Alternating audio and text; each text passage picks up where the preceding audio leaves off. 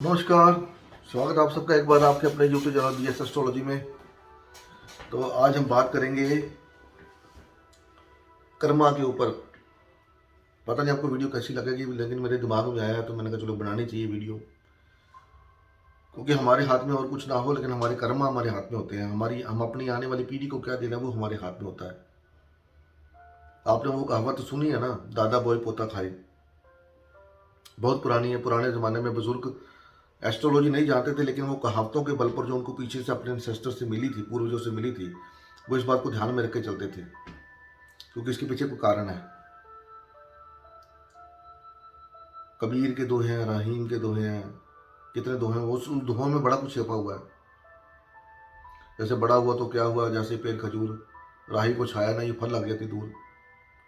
लोग का उसका अगर आप मीनिंग समझो, बड़ा हुआ तो क्या हुआ, जैसे पेड़ खजूर। भाई आप बड़े हो गए हो, ठीक है, आप में ईगो भी आ गई है, लेकिन आपका अगर आप में ईगो है, अगर आप किसी की हेल्प नहीं कर सकते तो फायदा क्या।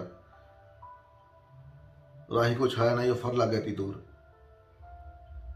पेड़ का काम होता है राही। जो पहले ज़माने में तो चलो आजकल तो एसी बसें हैं, ट्रक का सब कुछ है, पहले ज़माने में पेड़ होते थे, लोग ट्रैवल करते थे, पेड़ों के नीचे सोते थे, आराम करते थे, ठंडी चाय होती थी। अब खजूर के पेड़ के नीचे बैठ के आपको कौन सी छाया मिलेगी। तो उसके लॉजिक था कि आप जितने मर्जी बड़े हो जाओ, आपको झुका होना चाहिए, ताकि आपकी जो भगवान ने आपको दिया है उसकी छाया दूसरों पर पड़े। तो आप इसलिए उसने आपको दिया है ताकि आप दूसरों की हेल्प कर सको। अब जितने भी ये टाटा अंबानी है, जो भी है, ये देखो कितना डोनेशन करते हैं। भगवान ने दिया तो वो आगे करते हैं ना।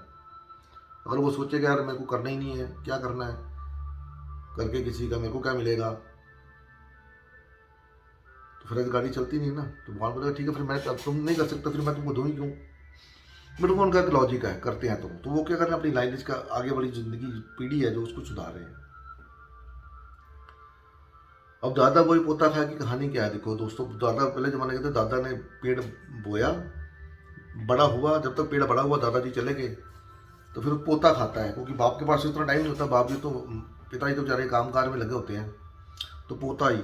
क्योंकि आपकी जो प्रॉपर्टी के अंदर आपका बेटा, अपने बेटे को आप बेदखल कर दोगे, लेकिन पोता आपकी प्रॉपर्टी से हिस्सा मांग सकता है। ये हिंदुस्तान का कानून है। आपके दादा के, अगर आपके दादा ने आपके फादर को प्रॉपर्टी से बेदखल कर दिया, तो आपके पास you have right to ask to fight for that share. इसलिए बोला दादा बोए पोता खाए।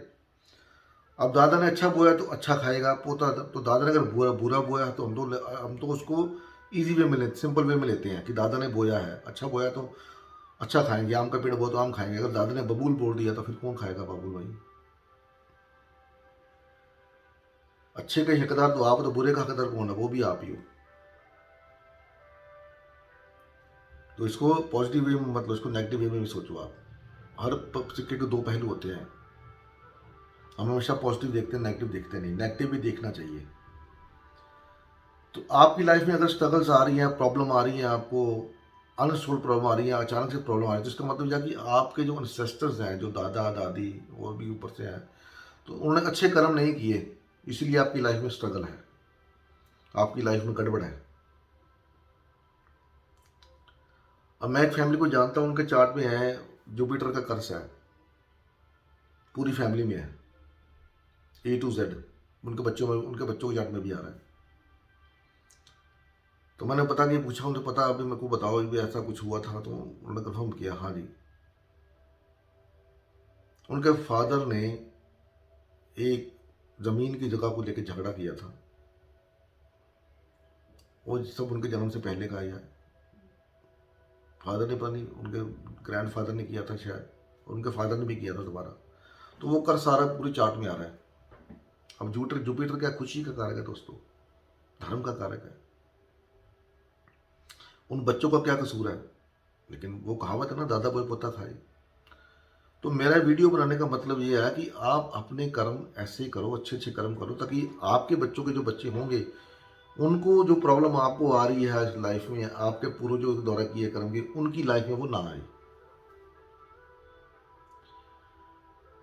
क्योंकि कभी कभी ऐसा होता है कि आदमी बहुत चीटिंग, आपको पता है कितने स्कैम होते हैं, कितना कुछ होता है। तो किसी किसी चार्ट के अंदर कॉम्बिनेशन होते हैं, पर लैंडर उसका कुछ कर नहीं सकते, क्योंकि उसके पूर्व जन्मों के उसको अच्छे कर्म किए होंगे किसने किसी ने, तो इस जन्म में उसको अच्छे फल मिल रहे हैं। लेकिन अब अच्छे फल मिल तो रहे हैं, लेकिन वो खुद के कर्म बुरे कर रहा है, बेकार कर्म कर रहा है, किसी को चोट पहुंचा रहा है, किसी को धोखाधड़ी कर रहा है।